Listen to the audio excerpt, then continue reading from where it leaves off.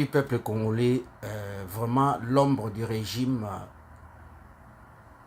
Tshisekedi plane sur l'exécution de l'ex-ministre Chérubin Okende, proche de Moïse Katumbi et porte-parole d'Ensemble. Au moment où je vous parle, Chérubin Okende vient d'être exécuté. Peuple congolais, suivez. Suivez s'il vous plaît. Merci.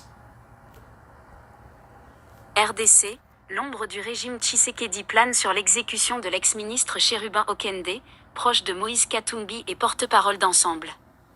Par Papa Ino, 13 juillet 2023. Chérubin Okende Sanga a été exécuté ce mercredi 12 juillet 2023. Copyright DR.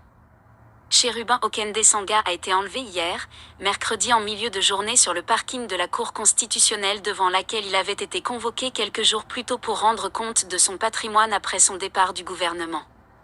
Son assassinat, ou plutôt son exécution, son corps ayant été retrouvé criblé de balles, intervient dans un contexte de persécution de l'opposition, plus particulièrement des proches de Moïse Katumbi à 5 mois de la date constitutionnelle de l'élection présidentielle. La violence politique, qui s'est exacerbée depuis la mi-mai en RDC, franchit un palier supplémentaire en RDC. Et sombre dans l'horreur. Ce jeudi 13 juillet au matin, le corps sans vie, criblé de balles, de Chérubin Okende a été retrouvé dans sa Jeep, avenue des Poids-Lourds à Kinshasa. C'est une véritable exécution, déplore un proche joint par téléphone. Les autorités vont faire croire à un crime crapuleux, mais c'est un assassinat politique. Il a été attiré dans un piège avec cette convocation à la Cour constitutionnelle.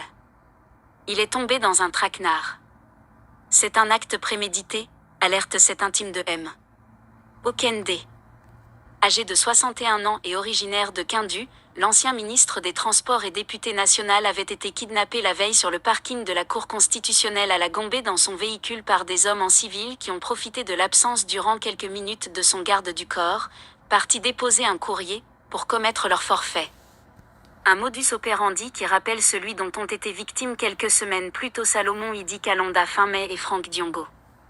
Chérubin Okende faisait partie des 4 ministres qui, il y a quelques mois, avaient refusé de faire allégeance à l'Union sacrée, préférant quitter le gouvernement pour rester fidèle à Moïse Katumbi.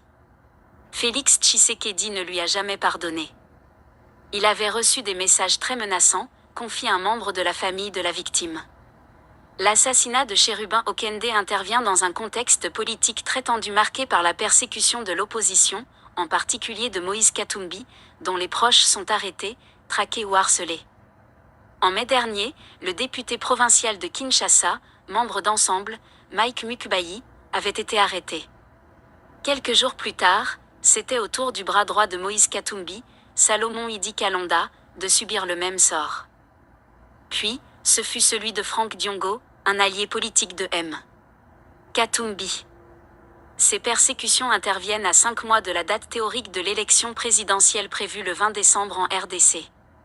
Elles illustrent la dérive du régime de Félix Tshisekedi, lancé dans une fuite en avant et prêt à tout pour se maintenir coûte que coûte au pouvoir. En déplacement en Côte d'Ivoire pour une réunion de la CAF, Moïse Katumbi a décidé d'interrompre son séjour et de rentrer précipitamment en RDC. Vous êtes informé.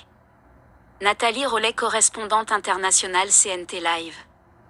Merci Papa Ino, surtout à tous nos abonnés, n'oubliez pas de télécharger l'application CNT Live.